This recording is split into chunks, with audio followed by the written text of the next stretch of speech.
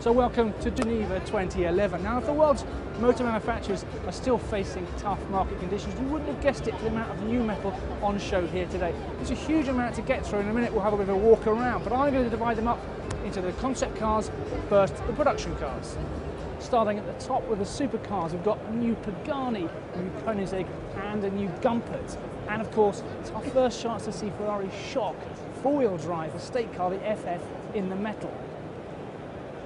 This is probably the first time on a motor show stand there's been more interest in the luggage compartment of a new Ferrari than the engine. But actually, if anything, Ferrari's been upstaged here at Geneva by local rivals Lamborghini. You see what I mean? Lamborghini unveiled the Aventador several hours ago, and there's still a huge throng of people around the car.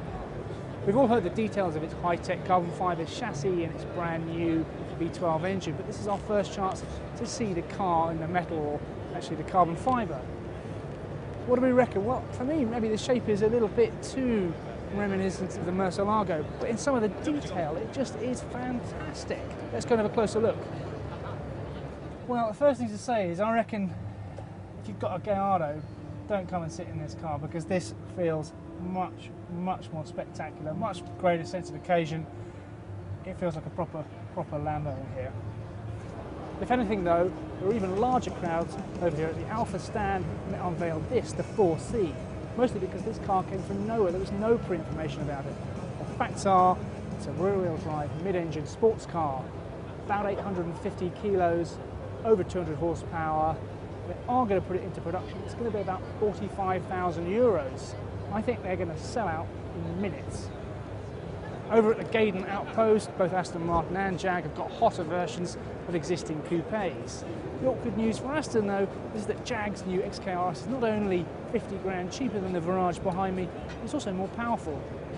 I think we can safely say this is no way an old man Jag. I've got the spec sheet here. Engine, about 540 brake horsepower, revised suspensions lower, stiffer, revised aero to reduce lifts. 0 to 100 time, about 8 seconds. We need to get a go in this pronto. But of course, it's not all about sports cars at Geneva this year. Ford has unveiled its new B-Max, a Fiesta-sized MPV, notable for its sliding doors and absence of B-pillars. And not to be left out, Vauxhall has got a new Severa. Elsewhere, Mercedes is showing its new C-Class coupe, but much more interestingly, Morgan have got a new car. Although strictly speaking, it's not a car, it's a three-wheeler. What we've got here is a V-twin engine, 115 horsepower, about 500 kilos, and a price of about 30 grand. I think it's a real breath of fresh air. So if we move on from the cars you can actually buy and look at some of the concepts in the show, starting with this, the Mini Rocket Man. It's based on what Mini says a 3+1 layout, broadly the same as you get in a Toyota IQ. Now, production hasn't been confirmed, and if it does get the green light, we still won't see this until about 2015. And one thing's for sure, we definitely won't see these fantastic doors. On BMW's main stand, we've got this concept which is called Vision Connected Drive. It's about two things. One is a new way of conveying information to the driver through a multi-layered head-up display. It also gives us a glimpse of what a potential range-topping sports car might look like for BMW. Although they won't, frankly, I think they should build it just as it is.